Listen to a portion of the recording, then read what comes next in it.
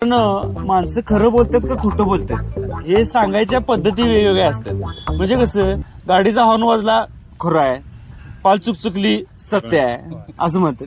तर असंच आमचं एक मित्र कोर्टात गेलं, त्याला जजने विचारलं की तुला तुझे गुन्हे मान्य आहेत काय, तर तो म्हणला मला माझे गुन्हे अजिबात मान्य नाहीत आणि पादला. आणि काय म्हणलं असेल सत्य आहे बघा. असला वास आला कोर्टात. जजनं त्याला सक्त कारावासची शिक्षा दिली, ते पण एअर टाईट कंपार्टमेंट मध्ये. तर एक क्षण विचार करा, असं खरं खरंच सत्य बोलल्यानंतर माणसाचं पाद निघत असतं. तर राजकीय नेते काय म्हणले असते, या ठिकाणी मी कोणताही प्रकारचा घोटाळा केलेला नाही, सत्य आहे. उद्या मतदानाचे पैसे घ्यायला आल्यानंतर साहेब आमचं मतदान तुम्हालाच असं म्हणल्यानंतर साहेब वाढव येणार. आवाज आला नाही रे. उद्या नोटरी करायला गेल्यानंतर, नोटरी रजिस्टर्ड नोटरी करायला गेल्यानंतर माणसं समोर हा कॅमेऱ्यात बघा हा पादा.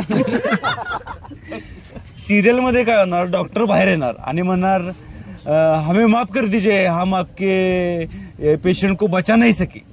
मग ती हिरोईन म्हणणार कही दो की ये खोटा आहे डॉक्टर पाना.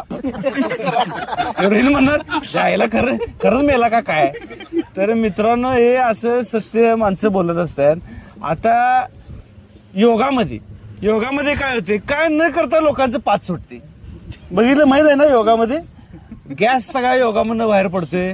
तर मित्रांनो योगाचा विषय निघाला म्हणून सांगतो. हे आमचे मित्र आहेत रोहित चव्हाण कोल्हापूरमध्ये एक फार मोठे योगा करणारे व्यक्ती आहेत. यांनी नॅशनल लेवलला, आपल्या भारतासाठी नॅशनल लेवलला यांनी गोल्ड मेडल जिंकलेलं आहे, त्याबद्दल यांचं अभिनंदन. आणि सगळ्यात महत्वाचं म्हणजे येणाऱ्या काळात जागतिक योगा स्पर्धा होणार आहे पहिल्यांदाच. कुठं गुजरातमध्ये ना, गुजरातमध्ये होणार आहे. आणि त्यासाठी रोहित भारताचं प्रतिनिधी करणार आहेत. त्याबद्दल त्यांना आपण शुभेच्छा देऊया. यांचं कॉमेंट्स मध्ये मी लिंक टाकतो, यांच्या इंस्टाग्राम प्रोफाईलला तुम्ही फॉलो करा. सगळ्यांनी रोहितला सहकार्य करायचंय आणि रोहित सारखं बनायचा प्रयत्न करायचा आहे. सत्य आहे. चला.